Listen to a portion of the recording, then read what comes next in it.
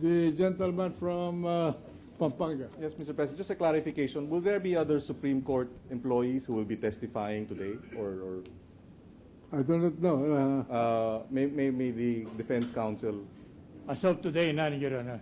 So this next witness is not from the Supreme Court? He's not from the Supreme Court, Your Honor. Yes, Mr. President, may I just make a manifestation? Yes. Before we proceed with the next witness. Mr. President, earlier it was a witness from the Supreme Court that came before us. I would like to stress, I have no issue with the defense, Mr. President. My issue is with the Supreme Court. I was told, Mr. President, that the previous witness was subpoenaed, and therefore,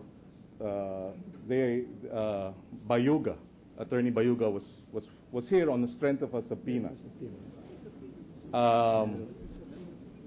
Previously, Mr. President, a court process server was likewise subpoenaed by this court. Yet, the Supreme Court refused to honor the subpoena. And therefore, the witness did not appear. Mr. President, my concern here is we now have a situation wherein the Supreme Court decides when it will honor our subpoena and when it will ignore our subpoena. Again, this is not an issue between whether it's for the defense or the prosecution, Mr. President. This is an issue between this impeachment court, which has the sole power to try and decide impeachment cases, and the Supreme Court, which is an institution that is held accountable by this impeachment court, Mr. President. The only check on the possible excesses of the Supreme Court, Mr. President, is in this impeachment court. My fear, Mr. President, is now the only check is now being checked by the entity that is supposed to be checked. I don't wish for any ruling, Mr. President, at this point. I'm just making this manifestation. And hopefully, we may be able to find a solution. Because, again, we will be calling the Supreme Court employee, or she will return tomorrow, Mr. President, if the Supreme Court allows her to return. Well, I guess when the time comes for a rebuttal evidence, if the prosecution would want to ask any of the employees of the Supreme Court to appear, then we will equally issue a subpoena and trace out that problem at the proper time.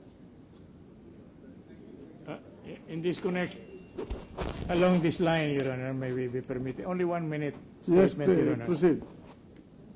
We have here a copy of the resolution referred to of February 14, 2012, Your Honor. And it provides, among other things, last portion, in some Philippine law rules and prohibit the disclosure of confidential or privileged information under well-defined rules, Your Honor.